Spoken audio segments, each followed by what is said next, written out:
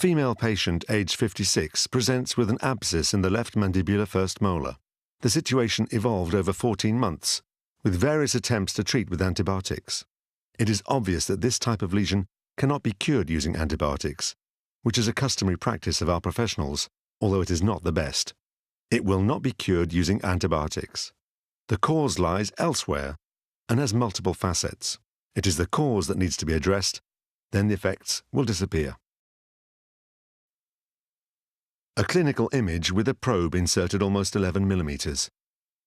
We usually use a CP11, which best indicates the most coronal part, which is 11 millimeters, and the probe indicates its condition with precision.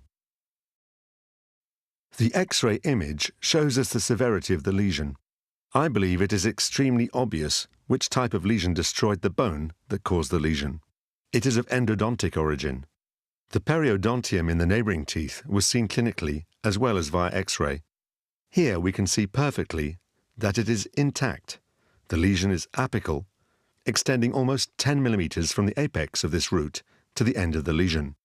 And, even when we cut the X-ray, in the clinical image we can observe how this instrument, which raises the periosteum, penetrates into the lesion almost 10 millimeters.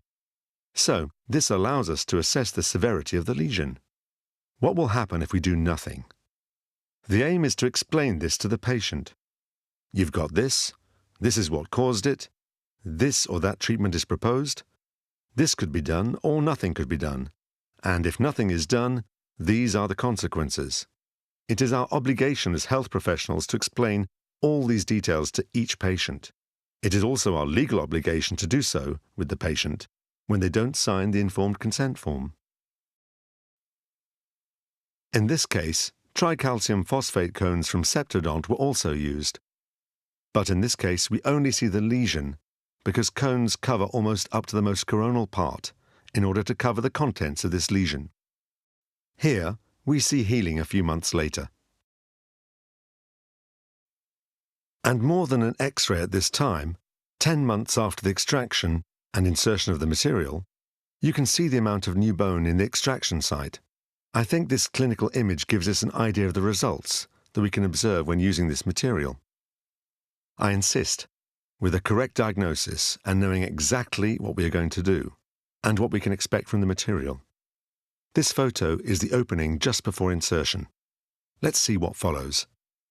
Sorry, before going any further, here's an image from the 17th of September of last year. We can see that the material was still present and the density with which the material has been replaced by the patient's bone. How do we know it's the patient's bone? Very simply, when we proceeded with the trephination of the opening to insert the implant, although this is subjective, on preparing the site to position the implant, we met with a hardness that was hardly any different from that which we can encounter in healed bone.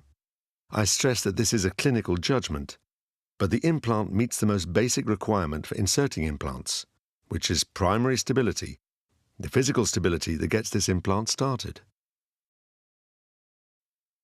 Occlusal view. Observe here the amount of tissue that we have in the area where there was only 1 millimeter of active bone and a lesion that had practically taken over the entire vestibular plate of the root. For this, the most important thing, and this is probably critical, is the date. September. A while ago I said 2016. Sorry, I made a mistake. Let's confirm. Here, this X-ray was taken in September 2015. The implant placed in this site where the patient's bone replaced the material. The implant is completely functional 16 months after the prosthetic restoration.